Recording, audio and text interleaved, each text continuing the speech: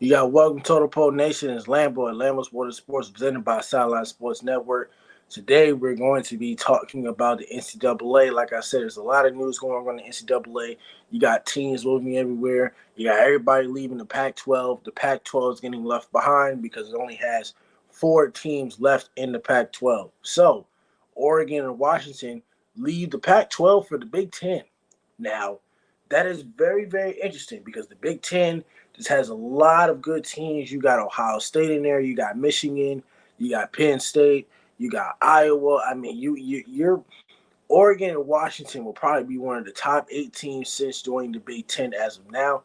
But this deal with Oregon and Washington will join the Big Ten. This will start in the 2024 and 2025 season, the academic, which was also yesterday. They applied for membership on Friday, and as of the vote, they accepted the Big Ten. So here's the thing between the lines. Now, Oregon has a very, very, very good football program. So with Oregon and Washington going to the Big Ten, you have Oregon. That's a very, very good football school. Membership great, but Washington is also a great academic school as well. So they're very excited to build the long-lasting relationships with the universities, the administration, and the staff, and the student athletes, and the coaches, and the fans, along with Oregon and Washington. But remember, Washington has both big in academics. So both of those institutions feature a combination of academic and athletic excellence that will prove a great fit for the future of sports. I'm trying to tell you, the scheduling won't conflict as much because I think here's the thing. You might have about three, as the scheduling goes along, you might have about 3 time zones. So you might have the morning games, you might have the noon games, and you might have the little late games. The games that you watch at 1:30 Eastern time, or those 10:30 games due to the West Coast. So basically, Oregon and Washington, they're closer to the Seattle area as well. The finances of the move are not immediately clear, but both those teams are only going to receive a partial share of the conference through the length that is upcoming television deal. So their television deal for Oregon and Washington will go through to the 2029 and 2030 school year. So this move is great and excellent because you have a lot of teams. Like I said, the Pac-12 only has 4 teams right now, but the Big Ten has 18 schools in the Big Ten. And Oregon and Washington are probably above the top 6 and the top 8, mentioned with Penn State, Michigan, Ohio State. Iowa's a very good team. I mean, this is going to be a great conference to watch.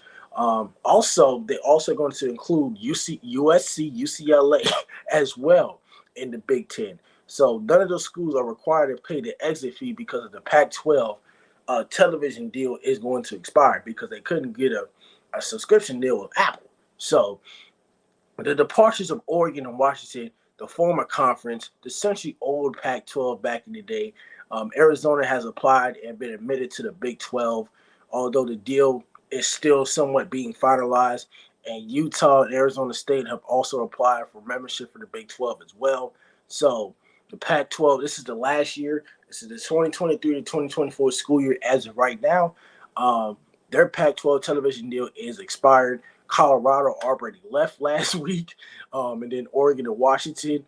And then Arizona already left as well. So, like I said, you had 8 teams in the past 18 months leave the Pac-12.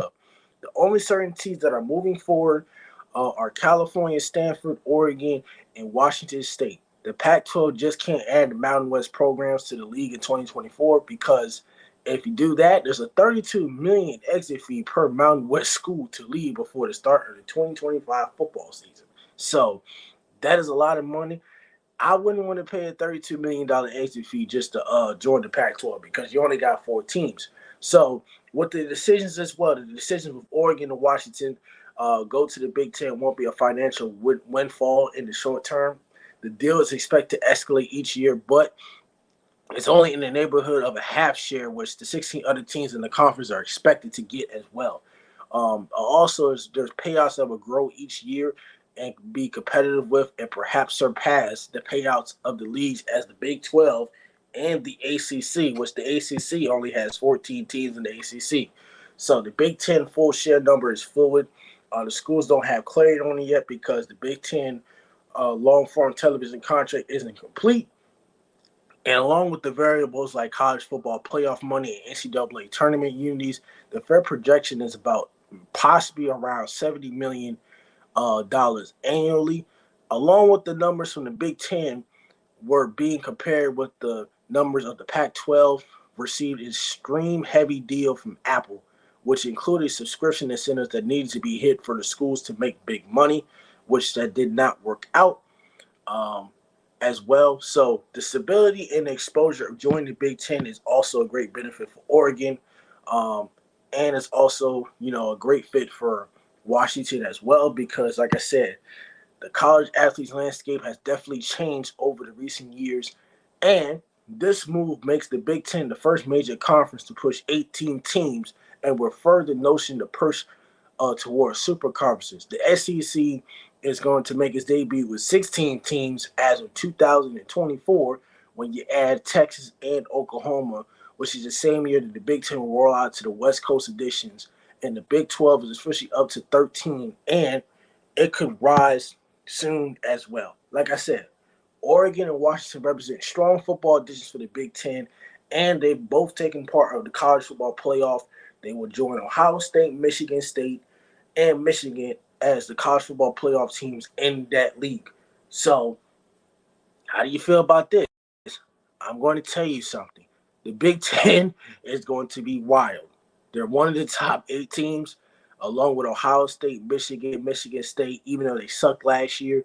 You add Oregon and Washington, it's going to be very competitive schedules. It's going to be very, very good games along the 2024-2025 year. I can't wait for this to happen, baby. I can't wait because we love football. Everybody in America loves football. But how do you feel about Oregon and Washington joining the Big Ten?